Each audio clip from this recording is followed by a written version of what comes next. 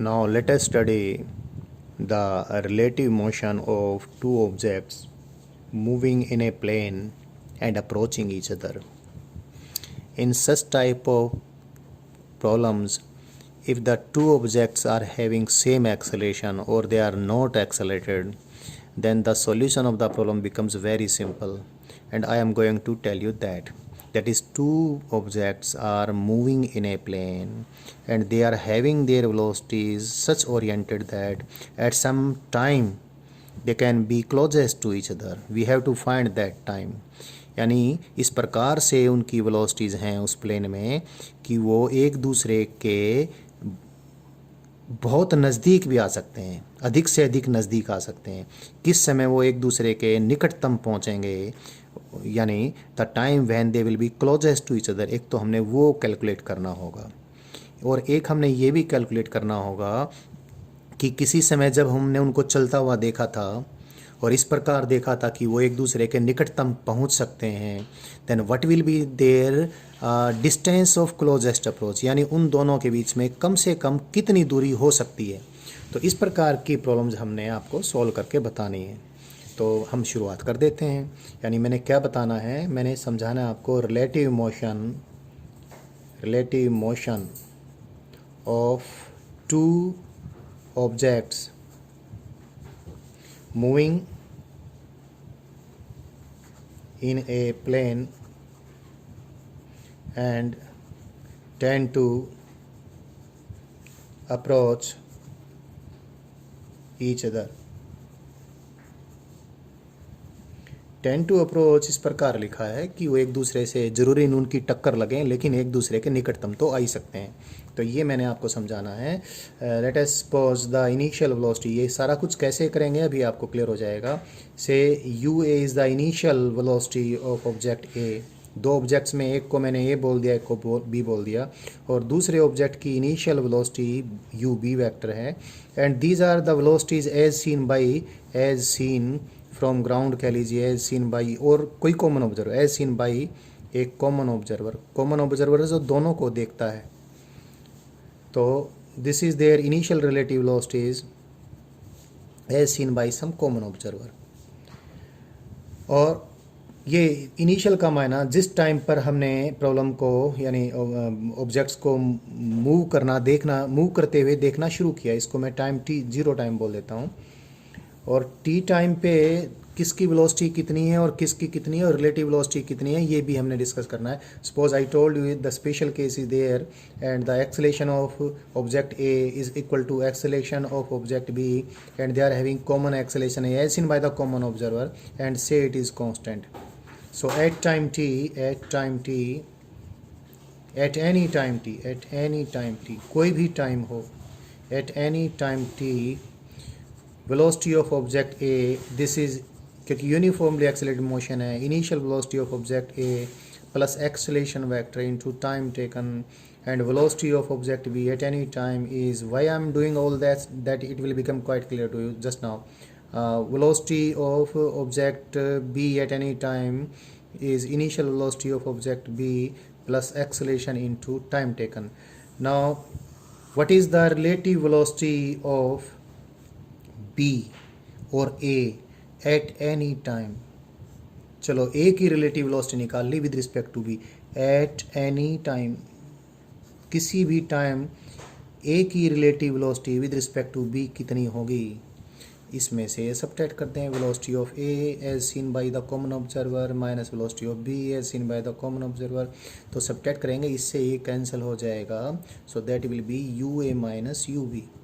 ये मेन बात थी क्या, जो इनिशियल रिलेटिव वेलोसिटी दोनों ऑब्जेक्ट्स की है वही दोनों की रिलेटिव वेलोसिटी किसी भी टाइम पर होगी यदि दोनों ऑब्जेक्ट्स का एक्सेलरेशन सेम है। तो ये चीज़ मैंने, और कांस्टेंट एक्सेलरेशन है तो वेलोसिटीज को इस प्रकार से आसानी से हम रिलेट करके लिख भी सकते हैं। So the two objects are having same acceleration, so whatever they had initial relative velocity the same they will have the relative velocity at any instant of time. तो starting from this I will be able to freely say what is the relative velocity of one as seen by the other that is initial relative velocity minus initial velocity minus final velocity that is initial relative velocity. इस प्रकार से मैं solve कर लूँगा। अब इसकी ये सारी प्रॉब्लम्स किस प्रकार से बनती हैं, जिस भी टाइम पर आप देखना शुरू करें, किसी भी टाइम पर आप देखना शुरू करें, उसी टाइम पर उनके बीच रिलेटिव वेलोसिटी वही होगी जो किसी और भी टाइम रिलेटिव वेलोसिटी रही होगी। ये मेन बात थी, ये हमने डिस्कस कर ली। तो किसी टाइम उन दोनों को हम देखना शुरू करते हैं, सपोज उसी टाइम को हम जीरो टाइम कह दें। उस टाइम पर दोनों ऑब्जेक्ट्स के बीच में ए और बी के बीच डिस्टेंस बाय द वे कुछ है, से डी डिस्टेंस है दोनों के बीच में। अब हमने निकालना ये है कि वो एक दूसरे के निकटतम कब आएंगे, यानी what will be the time when they will be closest to each other, number one thing, and what will be the minimum separation between them, what will be their distance of closest approach, यानी दोनों के बीच निकटतम दूरी कितनी होगी। तो ऐसी problems को सोल्व करने का जो तरीका है बेहद आसान है, अभी बता रहा हूँ। लेकिन उससे पहले मैं ये बता दूँ, मेरी velocity with respect to myself is zero. So object B, जब ऑब्जेक्ट ए को, ये मैंने क्यों बताया अभी आपको क्लियर हो जाएगा, ऑब्जेक्ट बी को ऑब्जेक्ट बी ए की जो वेलोसिटी रिलेटिव वेलोसिटी नजर आएगी, velocity of A as seen by B, इसको मैं ऐसे भी बोल सकता हूं, when B becomes stationary what velocity of A B will observe, क्योंकि बी तो अपने तुलना में तो स्टेशनरी है ही है।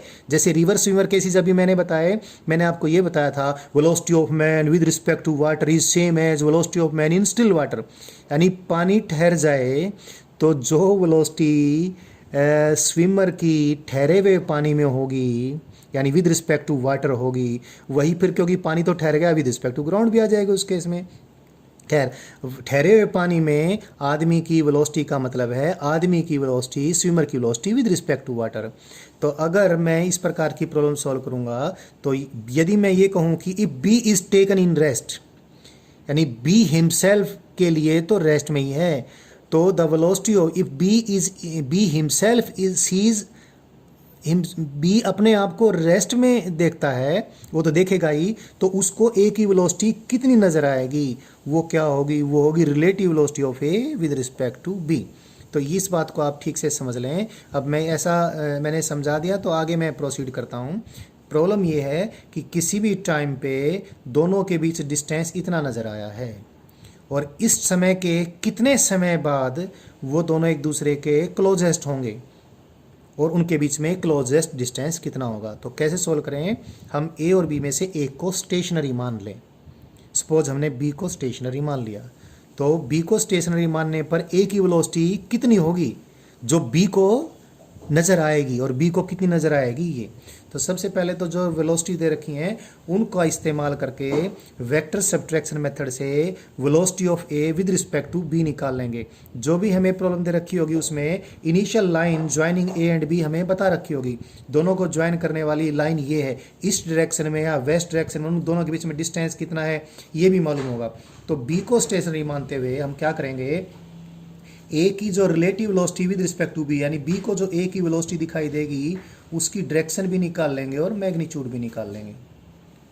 सो this is the line of v A B vector, मतलब बी को ए हमेशा इधर चलता नजर आएगा, यानी बी को ए हमेशा इधर चलता नजर आएगा। ये मेन बात है पहले निकालना। और ये दोनों को ज्वाइन करने वाली उस समय लाइन है जिस समय को जीरो समय मान के हमने प्रॉब्लम्स को सॉल्व करना शुरू किया। तो जैसे ही हम वी ए में से वी भी सब्ट्रैक्ट करेंगे तो हमें ये डायरेक्शन पता चल जाएगी, और ये पता चल ही जाएगा कि जिस टाइम को जीरो टाइम लिया है उस टाइम पे ए और बी को ज्वाइन करने वाली जो लाइन है और इस वेक्टर के बीच कितना एंगल है ये भी हमें पता चल जाएगा। जैसे मैं कोई न्यूमेरिकल प्रॉब्लम लूँगा आपको ये सारी बातें क्लियर हो जाने वाली है, पहले एक बार सीख लें। तो जीरो टाइम पर तो बी को ए यहाँ नजर आएगा अपने से कितनी दूर, डी दूरी पर, और क्योंकि बी को हमेशा इधर चलता नजर आएगा, थोड़ी देर बाद बी को ए इतनी दूर नजर आएगा, और फिर ए यहाँ आ जाता है तो थोड़ी देर बाद बी को ए इतनी दूर नजर आएगा, फिर ए यहाँ आ जाता है तो बी को ए इतनी दूर नजर आएगा। देखो आप देखें ए की बी से दूरी घटती जा रही है, अब ए यहाँ पर आ चुका है, पहले ए की बी से इतनी ज़्यादा दूरी थी, चलते चलते चलते चलते ए सपोज यहाँ पर आ गया, और ए यहाँ पर ऐसा आ गया कि ए की इस पोजीशन को सपोज मैं ए डैश बोल देता हूँ।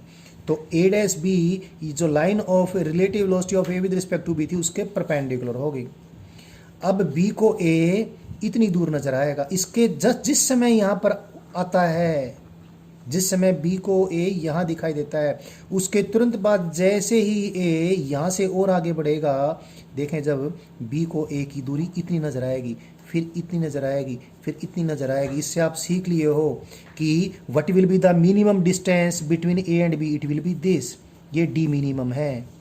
और डी मिनिमम कब होगा ये भी आप देख लीजिए, जब रिलेटिव वेलोसिटी की जो लाइन है, जो ए की रिलेटिव वेलोसिटी है विद रिस्पेक्ट टू बी, यानी बी को ए जिधर जाता नजर आ रहा है उस लाइन पर बी से हम परपेंडिकुलर ड्रॉप कर दें, तो ये जो परपेंडिकुलर डिस्टेंस है ये दोनों के बीच में डिस्टेंस ऑफ क्लोजेस्ट अप्रोच होगा। आप डायग्राम से देख सकते हैं, इससे पहले डिस्टेंस थोड़ा सा और ज़्यादा था, इससे और पहले डिस्टेंस और ज़्यादा था, और इसके बाद भी डिस्टेंस और ज़्यादा होता चला जाएगा। So distance of closest approach तो कैसे निकालेंगे ये मैंने आपको बता दिया है, एक बार फिर भी बता दूंगा। क्या करेंगे हम, जीरो टाइम पर ए और बी की जो पोजीशन है उसके हिसाब से दोनों के बीच में जितना भी डिस्टेंस वो हमें मालूम होगा ही होगा। फिर हम क्या करेंगे, दोनों की वेलोसिटी वेक्टर्स को सब्ट्रैक्ट करके line of velocity of A as seen by B निकाल लेंगे, और इनिशियल ज्वाइनिंग लाइन के साथ ये एंगल कितना होगा ये हमें पता चलने ही वाला है।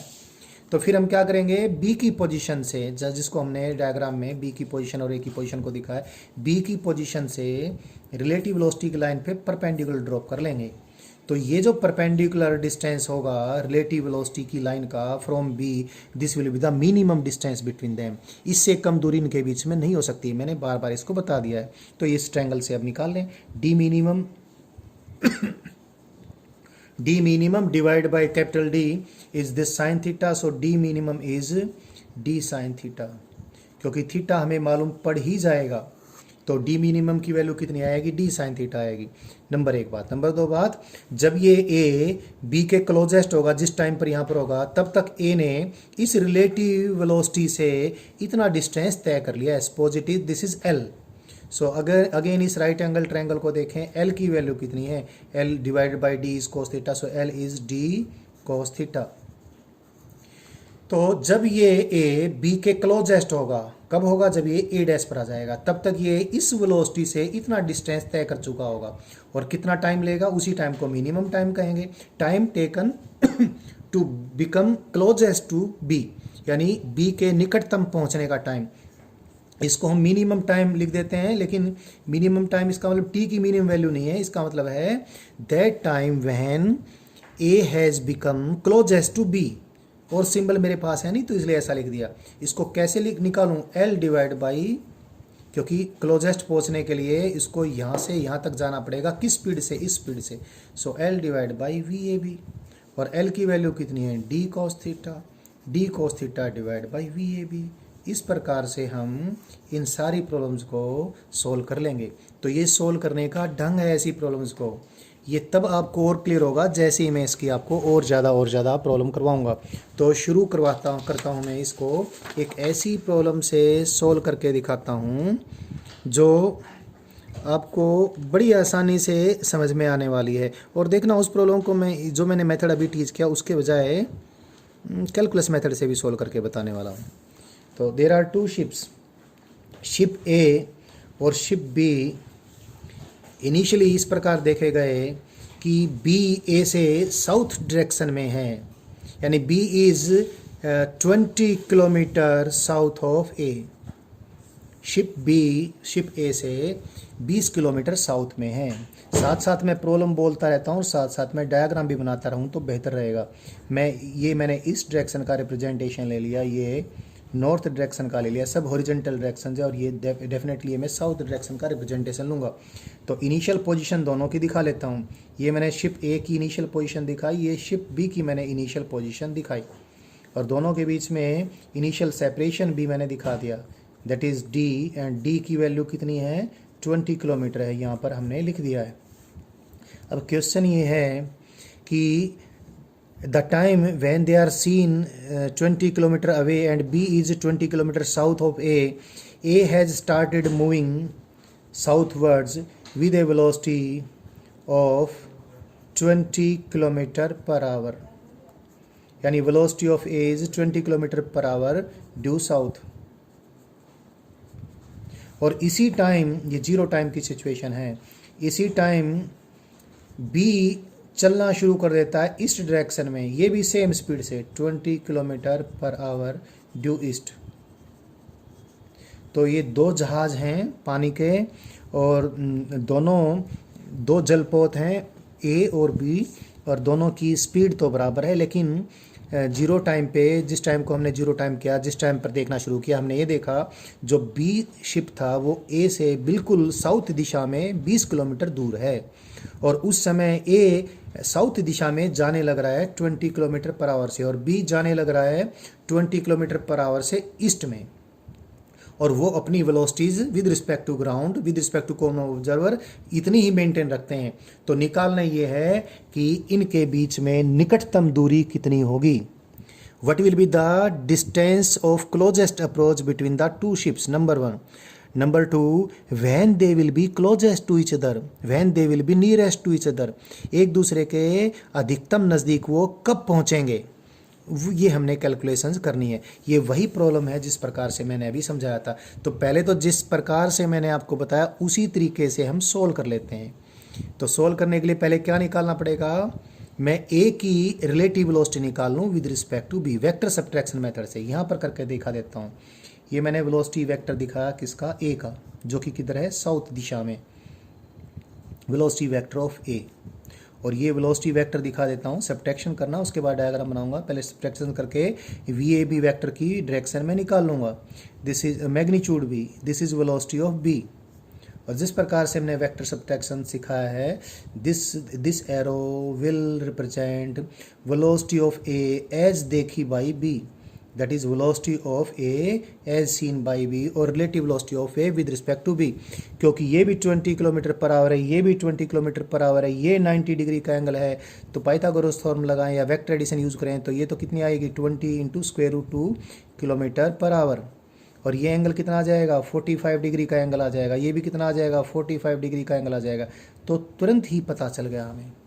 अब हम क्या करें, हम ए और बी की इनिशियल पोजीशन दिखाएं, ए और बी की। ये तो जीरो टाइम पे हमने पोजीशन दिखाकर और फिर हमने ये निकाली। अब ए और बी की इनिशियल पोजीशन यानी जीरो टाइम पर पोजीशन दिखाएं, और उनके बीच में डिस्टेंस कितना शो करते हैं, 20 किलोमीटर का उनके बीच में। थोड़ा यहाँ शो यहाँ कर लेता हूँ मैं, यहाँ पे। तो ए और बी की मैंने इनिशियल पोजीशन दिखा दी, और उनके बीच में डिस्टेंस डी दिखा दिया। डी की वैल्यू हमने लिख रखी है ऊपर ही, कितना, 20 किलोमीटर लिख रखी है डी की वैल्यू। और अब बी को ए जिधर चलता हुआ नज़र आएगा वो इस वेक्टर सब्ट्रैक्शन देख लें, क्योंकि ये ईस्ट डायरेक्शन है जी और ये साउथ डायरेक्शन है जी, तो बी को ए इधर चलता नज़र आएगा, यानी साउथ डायरेक्शन से, ये साउथ डायरेक्शन है, साउथ से वेस्ट की तरफ कितने एंगल पे, 45 डिग्री के एंगल पे। See this diagram, I have ये कौन सी डायरेक्शन थी, ईस्ट, ये कौन सी डायरेक्शन थी, ये थी साउथ। तो ये कौन सी डायरेक्शन और ये कौन सी डायरेक्शन है, साउथ। साउथ से 45 डिग्री, साउथ से 45 डिग्री, ये कौन सी डायरेक्शन आ गई, वेस्ट। तो साउथ से 45 डिग्री वेस्ट की तरफ। तो ये मैंने जैसे कहा था कि एंगल बहुत आसानी से निकल जाएगा थीटा, ये थीटा निकल गया है कितना, 45 डिग्री। तो यहाँ पर बी जिधर भी जा रहा हो, बी जहाँ कहीं भी जाए, बी को ए इधर चलता नजर आएगा, किस डायरेक्शन में, 45 degree due south of west, जिसको हम साउथ वेस्ट डायरेक्शन भी कह देते हैं। तो this is the line of relative velocity of A as seen by B. So देखें ज़रा, डिस्टेंस ऑफ क्लोजेस्ट अप्रोच कितना होगा, जैसे मैंने टीच किया था अभी आपको, this is their distance of closest approach, D minimum. So D minimum, वैसे आप देखें जब ये एंगल 45 है तो ये भी 45 होगा, क्योंकि ये एंगल 90 डिग्री है, ये 45 है तो ये भी 45 डिग्री हो गया, और ये 20 है तो ये अपने आप निकल जाएगा। व्हाट विल बी दिस, ये 20 divide by square root 2 kilometre, या आप ट्रिग्नोमेट्री यूज़ करके कर लें। और ये भी कितना हो जाएगा, 20 बाई स्क्वायर रूट 2 किलोमीटर, यानी 10 into square root 2 kilometre, that is 10 into square root 2 kilometre. So the distance of closest approach between them will be 10 into square root 2 kilometre. और यहाँ से यहाँ तक का टाइम जो time when they will be closest to each other, जिसको मैंने T minimum कहा था, इसकी वैल्यू कैसे निकालें? ये distance that is 10 into square root 2 divide by इस डायरेक्शन में रिलेटिव वेलोसिटी की जो मैग्नीट्यूड है जितनी, जो कितनी आ गई थी 20 इंटू स्क्वायर रूट 2। ये सारी ऐसा यूनिट्स ना सॉरी किलोमीटर पर आवर और किलोमीटर और आवर वाली यूनिट्स यूज़ की हैं, कट के सारा टाइम आवर्स में आ जाएगा। So how much? Half hour. तो 30 मिनट बाद शिप ए शिप बी के निकटतम होगा और उनके बीच निकटतम दूरी कितनी होगी? निकटतम दूरी होगी 10 गुना स्क्वायर रूट 2 किलोमीटर। इसको मैंने इस प्रॉब्लम को बिल्कुल उसी ढंग से सोल्व करके दिखाया है जिस ढंग से मैंने अभी ये टीचिंग की थी। अभी इस प्रॉब्लम को मैं कैलकुलस मेथड से भी सोल्व करके बताता हूँ। कैलकुलस मेथड लंबा मेथड है, सिर्फ एक बार ही मैं कैलकुलस मेथड यूज़ करने वाला हूँ और आपको आगे भी कहूँगा इस प्रकार की प्रॉब्लम जो हमने अभी मेथड सीखा है उस मेथड से तुरंत सोल्व कर लीजिएगा। इस बार कर देते हैं। तो मैं ऐसे क्यों करूँ, मैंने नॉर्थ साउथ डायरेक्शन, इस north east south west sub direction दिखा ली हैं। जीरो टाइम पर भाई ये तो थी पोजीशन किसकी? शिप ए की पोजीशन। और ये किसकी पोजीशन थी? शिप बी की पोजीशन थी। ये कौन सी दिशा है ऊपर? ये है नॉर्थ। ये कौन सी डायरेक्शन है इधर? ये ऊपर नहीं है, कहने में ऐसा आ जाता है ऑल आर हॉरिजॉन्टल डायरेक्शन। ये ईस्ट डायरेक्शन है। ये इस प्रकार कहने में आने के कारण से ही आप लोगों को इस प्रकार की बातें गलत तरीके से याद हो जाती हैं। This is north, this is east. तो बी शिप यहाँ पर है जीरो टाइम पर, ए यहाँ पर है। टी टाइम पर जब दोनों एक दूसरे के निकटतम पहुँच चुके हैं तब तक बी यहाँ से ईस्ट दिशा में चलता हुआ यहाँ पर पहुँच जाएगा। दोनों की स्पीड का सिंबल मैं वी ले लेता हूँ और आप पे ऊपर लिख देता हूँ। वी कितना है? 20 किलोमीटर पर आवर। सिंबल के हिसाब से सोल्व करेंगे, बाद में वैल्यूज पुट कर देंगे। तो टी टाइम में शिप बी यहाँ से चलता हुआ यहाँ आ जाएगा और ये डिस्टेंस कितना होगा? V into t. इतने टाइम में ए भी तो यहाँ से चल के यहाँ आ जाएगा और ये भी तो डिस्टेंस कितना होगा? V into t. तो ये तो टी टाइम बाद टाइम टी पर ये जो मैंने पोजीशन दिखाई दोनों शिप की ये, और इनके बीच में इतना डिस्टेंस होगा। तो दोनों के बीच में डिस्टेंस जो भी कुछ होगा उसको मैं एस से रिप्रेजेंट कर देता हूँ। तो एस की मिनिमम वैल्यू कितनी होगी और मिनिमम वैल्यू कब होगी, ये सब मैं मैक्सिमम मिनिमम वाला जो कंसेप्ट हमने कैलकुलस में बताया था आपको उसको यूज़ करके बता दूंगा। एस की वैल्यू पहले कैलकुलेट कर लेते हैं। What is this? This is D. What is this initial distance को मैं डी लिख देता हूँ, बाद में वैल्यूज पुट कर दूंगा। तो ये तो कितना आ गया? D minus v t. और ये कितना आ गया? V t. तो एस की वैल्यू, एस का स्क्वायर कितना? D minus v t square और plus v t square. So s square is equal to d square plus 2 v square t square minus 2 into d into v into t. जब s minimum होगा तो s का square भी तो minimum होगा। तो now you can see that s square is a function of time. To find the minimum value of s square let us differentiate it with respect to time. इसको differentiate कर देते हैं। s का square root लेकर differentiate करके calculation लंबी करने का कोई बेनिफिट नहीं है, क्योंकि जिसमें s मिनिमम होगा s का स्क्वायर भी मिनिमम होगा। तो ये निकाला हमने। डी का डिफरेंशिएशन तो zero because this is constant. 2v square भी कांस्टेंट है। टी स्क्वायर का differentiation with respect to t 2t होने वाला है और ये माइनस 2d इंटू वी तो कांस्टेंट है और t का differentiation with respect to t 1 होने वाला है। So d of s square with respect to t कितना आया? ये आ गया 2 इंटू वी। मैं इसमें कॉमन भी ले सकता हूँ। 2v अगर मैं कॉमन ले लेता हूँ तो ये कितना आ जाएगा? ये आ जाएगा 2 इंटू वी इंटू टी। ये 2 into v into t minus d. It is this. So this is the differentiation of s square with respect to time. For minimum value of s square, or for maximum value of x square, S square, this should be zero. Maximum value तो दोनों के बीच में infinite distance होगी, इसके बाद ये इधर जाता जाएगा, इधर जाता जाएगा, तो मैक्सिमम इसको एक बार डिफरेंशिएशन करके ही हम काम चला लेंगे। दोबारा करके देखोगे मिनिमम के लिए कंडीशन क्या है, सेकंड डेरिवेटिव पॉजिटिव आना चाहिए, वो आ जाएगा। इसको हमने मिनिमम और मैक्सिमम की कंडीशन के लिए हमने इसको इस डिफरेंशिएशन को जीरो के बराबर पुट कर दिया, यानी किसको जीरो के बराबर पुट किया, 2 into v into 2 into v into t minus d that is equal to zero. और इसको जब जीरो के बराबर पुट किया तो हमारा भाई क्या बोलते हैं, क्योंकि v तो जीरो हो नहीं सकता, 2 into v into t minus d is equal to zero that is equal to d. So किस टाइम पर इन दोनों के बीच में डिस्टेंस मिनिमम होगा, यहाँ से निकल जाएगा किस टाइम पे, d divide by 2v। d की वैल्यू पुट कर लीजिए, d की वैल्यू है 20 किलोमीटर एंड v की वैल्यू कितनी है 20 किलोमीटर पर आवर, तो कितना आ गया हाफ आवर। तो हाफ आवर पे they will be closest to each other, और जब एक दूसरे क्लोजेस्ट होंगे तो 2v इंटू टी की वैल्यू d आएगी। तो अब s की मिनिमम वैल्यू निकाल लेते हैं, एस स्क्वेयर की मिनिमम वैल्यू, एस स्क्वेयर की मिनिमम वैल्यू निकालें हम। एस स्क्वेयर की मिनिमम वैल्यू कितनी निकाल लें, यहाँ से निकाल लेते हैं। ये देखो d की वैल्यू कितनी आ गई है, मिनिमम टाइम जिस टाइम एक दूसरे क्लोजेस्ट हैं, d की वैल्यू आएगी 2 इंटू वी इंटू टी, तो 2 into v into t minus v into t it's square plus v into t इसका भी स्क्वायर।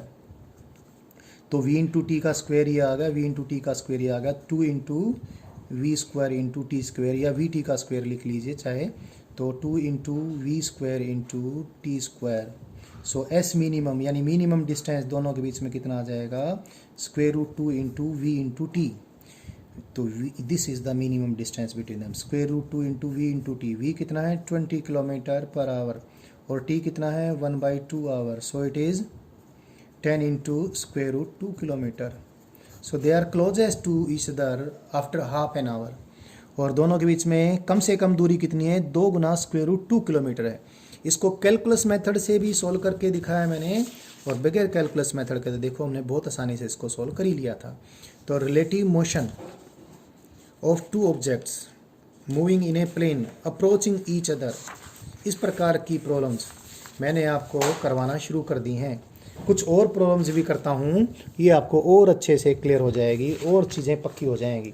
इसमें एक प्रॉब्लम करता हूँ मैं, 2 objects are moving in a plane, किसी प्लेन के अंदर 2 ऑब्जेक्ट मूव करते हैं और दोनों इस प्रकार मूव करते हैं कि दोनों की रिलेटिव वेलोसिटी की मैग्नीट्यूड सपोज v है और v कांस्टेंट है।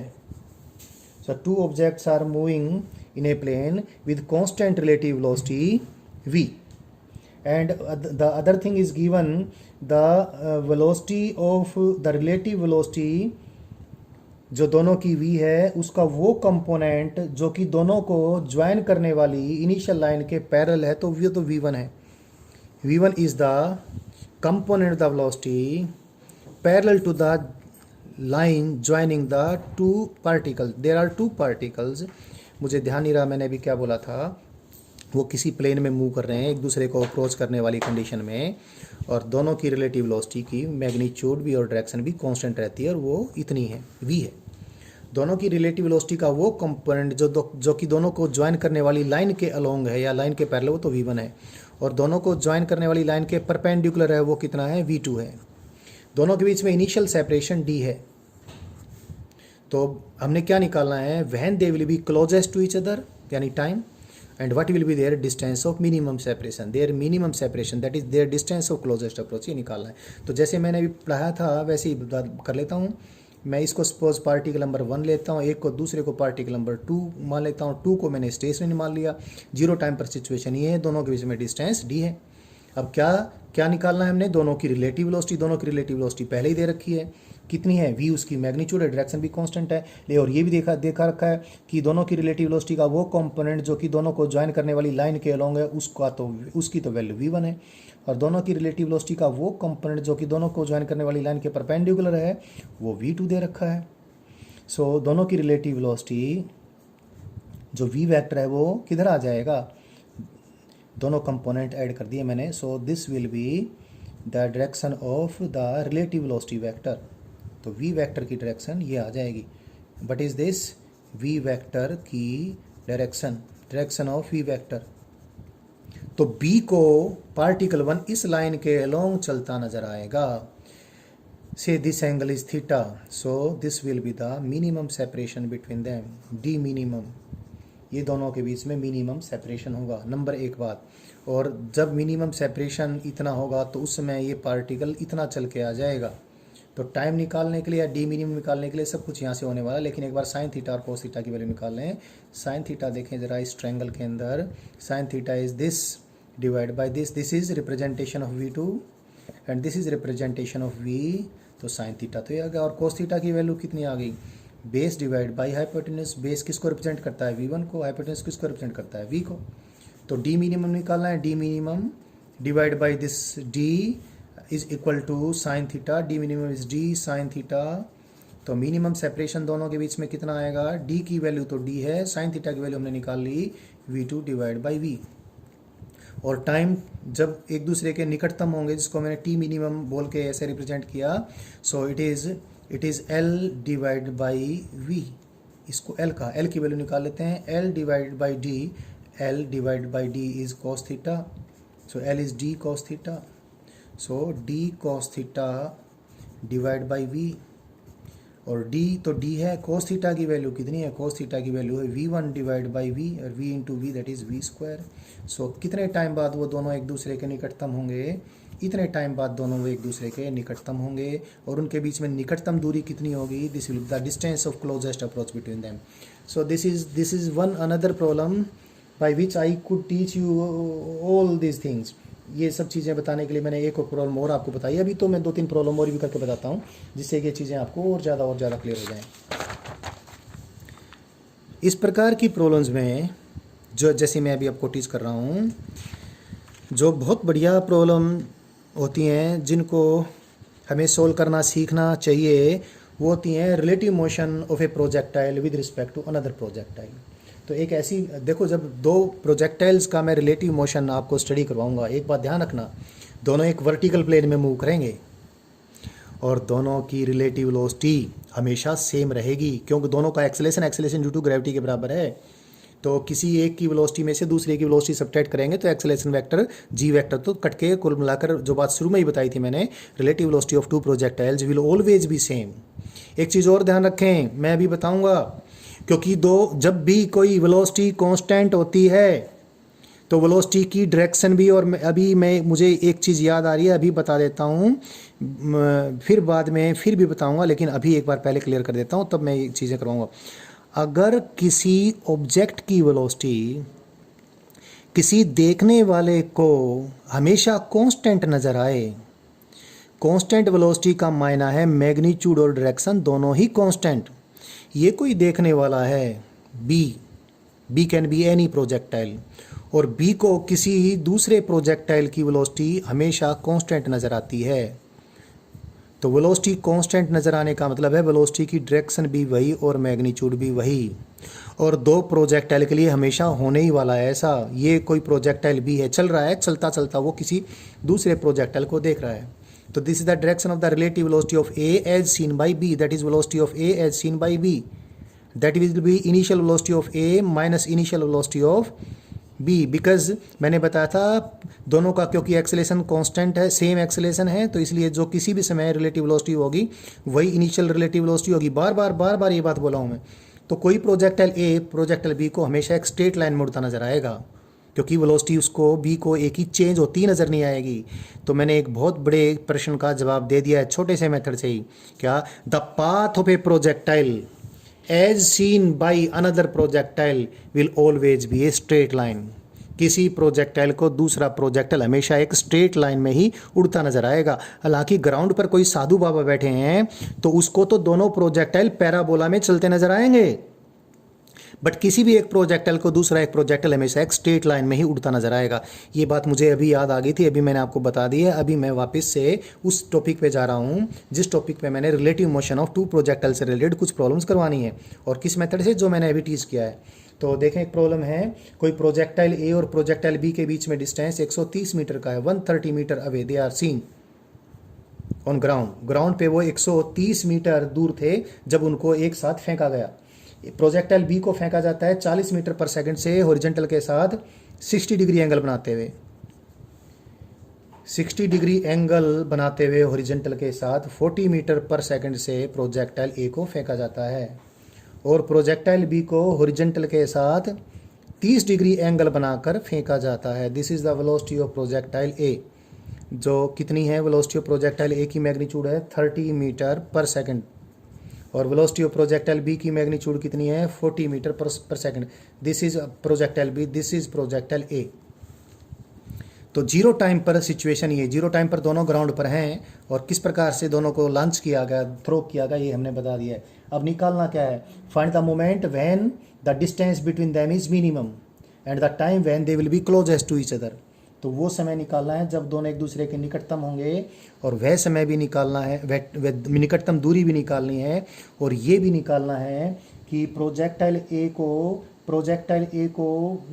बी या बी को ए, चलो ये निकाल लेते हैं, प्रोजेक्टाइल बी को यानी इस वाले प्रोजेक्टाइल को ए किस दिशा में चलता नजर आएगा। यानी we have also to find the direction along which the projectile A will appear moving to the projectile B। मैंने अभी बताया था किसी एक प्रोजेक्टाइल को दूसरा प्रोजेक्टाइल हमेशा एक स्ट्रेट लाइन में चलता नजर आएगा। तो ये सारी बातें हमने करनी है और किस ढंग से करनी है, उसी तरीके से जिस ढंग से मैंने आपको बता रखा है। यहाँ पर एक चीज़ की मुझे जरूरत पड़ेगी तो पहले से लिख देता हूँ और आपने याद भी रखनी है वो, sine of 23 degree, sine of 23 degree की वैल्यू अप्रोक्सीमेट ये बैठेगी, this is its approximate value is 5 divide by 13। Cos of 23 degree की अप्रोक्सीमेट वैल्यू होती है 12 बाई 13। ये चीज़ आप याद भी रख सकते हैं।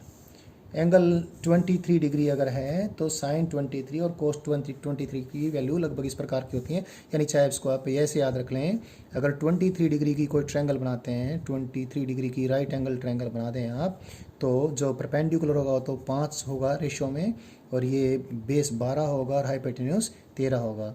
मीटर्स में है तो मीटर्स में, किलोमीटर्स में है तो किलोमीटर्स में। तो ये आप याद रखें, जैसे आपने 4, 5 और 3 वाली याद रखी थी, 3, 4 और 5, ये एंगल आपने 37 डिग्री आपने याद रखा था, ये 53 डिग्री याद रखा था। तो इसी प्रकार से इसको भी आप याद रखें तो बेहतर है। तो इस बात को मैं यूज़ करने वाला हूँ, कैलकुलेशन कर दूँ। सबसे पहले क्या करूँगा, मैं अलग से मैं एक जगह पर दोनों को दिखाऊँ, ए को भी और बी को भी। मैंने सोल्व करना है the motion of relative motion of A as seen by b. तो ए की वेलोसिटी में से बी की वेलोसिटी सब्ट्रैक्ट कर दूंगा तो वेलोसिटी ऑफ ए तो मैंने इधर दिखा दी। दोबारा से डायग्राम यहाँ बना देता हूँ, ये 30 डिग्री के एंगल पे दिखाना है ना, तो एंगल थोड़ा कम कर देता हूँ। This is the velocity of A from ground and this angle is 30 degree and velocity of B with respect to ground is making an angle of 60 degree with the ground with horizontal. This is velocity of A। ये इसकी magnitude 30 है और इसकी 40 है, तो थोड़ा मैंने ज़्यादा ही छोटा बना दिया है, कुछ इसकी चोंच लंबी कर देता हूँ। सो this is velocity of B as seen from ground, this angle is 60 degree, obviously then this will become 90 degree, ये 90 डिग्री का एंगल हो जाएगा। जैसे मैंने वेक्टर सब्ट्रैक्शन बताया था, this will be the velocity of A minus velocity of B, that is relative velocity of A as seen by B। यानी B को A हमेशा ऐसे चलता नजर आएगा, हॉरिजॉन्टल के साथ कितने एंगल पे ये भी पता चलने वाला है, क्योंकि ये एंगल 60 है तो ये भी 60 डिग्री होगा, अल्टरनेट एंगल हो गए। और क्योंकि ये साइड 3 है, देख 3 4 3 4, ये 3 है, ये 4 है, तो ये 5 होगी। यानी ये 30 मीटर पर सेकंड को रिप्रेजेंट करता है, ये 40 मीटर पर सेकंड को रिप्रेजेंट करता है, 50 मीटर पर सेकंड को रिप्रेजेंट करेगा। 3 4 5 वाली साइड में ये एंगल 37 डिग्री होता है, तो 30 से ये 60 में से 37 सब्ट्रैक्ट हो जाएगा तो कितना बच जाएगा, 23 डिग्री का एंगल ये बच जाएगा। तो अभी एक बार ठीक से बता लेते हैं, ये हॉरिजॉन्टल डायरेक्शन है, ग्राउंड के पैरेलल हैं, तो ग्राउंड के पैरेलल यानी हॉरिजॉन्टल डायरेक्शन के साथ 23 डिग्री का एंगल बनाता हुआ, 23 डिग्री का एंगल बनाता हुआ हॉरिजॉन्टल से नीचे की तरफ प्रोजेक्टाइल बी उड़ के कितना ही ऊपर चला जाए, प्रोजेक्टाइल ए उड़ के कितना ही ऊपर चला जाए, प्रोजेक्टाइल बी को सपोज, इसका माना ये प्रोजेक्टाइल बी की किसी समय पोजीशन है और ये प्रोजेक्टाइल बी से पास होने वाली हॉरिजॉन्टल लाइन, प्रोजेक्टाइल बी को प्रोजेक्टाइल ए हमेशा इस हॉरिजॉन्टल लाइन से 23 डिग्री नीचे की तरफ ऐसे यूं जाता नजर आने वाला है, ऐसे जाता नजर आने वाला है। ये हमने पहले कैलकुलेट किया, यहीं पर सोल्व कर लेते हैं अब इस प्रॉब्लम को। ये एंगल कितना लग गया, 3 डिग्री आ गया ये एंगल। तो ये डिस्टेंस दे रखा है, this is 130 metre. So this is the direction of the relative velocity, direction of velocity of A as seen by B. और velocity of A as seen by B, इसकी magnitude भी मालूम है। वी ए बी की magnitude कितनी, 3, 4, 5 यानी 50 metre पर second. ये भी हमने निकाले है साथ साथ। जब रिलेटिव वेलोसिटी निकालते हैं तो थीटा भी निकल जाता है और साथ में ये भी पता चल जाता है मैग्नीट्यूड कितनी है। अब बाकी जो मैंने बताया था उसको देखें, this will be the minimum distance between them. तो डी मिनिमम तो इतना आ गया। तो डी मिनिमम की वैल्यू कैसे निकालेंगे, d minimum divide by g, that is 130 is equal to sine this, sine of 23 degree, and sine of 23, this in meters, 130 metre into sine 23, sine 23 कितना है 5/13, तो कितना आ गया है 50 मीटर। तो जो प्रोजेक्टाइल ए प्रोजेक्टाइल बी के निकटतम कितनी दूरी पर पहुंचेगा उड़ते उड़ते, 50 मीटर से नज़दीक वो नहीं आ सकते हैं। तो this is the distance of closest approach between them. अब ये भी निकाल लेते हैं, this distance l divide by 130 metre is equal to cos 23 and cos 23 is equal to 12/13। So l is equal to 120 metre. तो एल की value 120 metre आ जाती है। तो यहाँ से यहाँ तक आने का टाइम निकल जाएगा, जिसको मैंने टी मिनिमम पा था।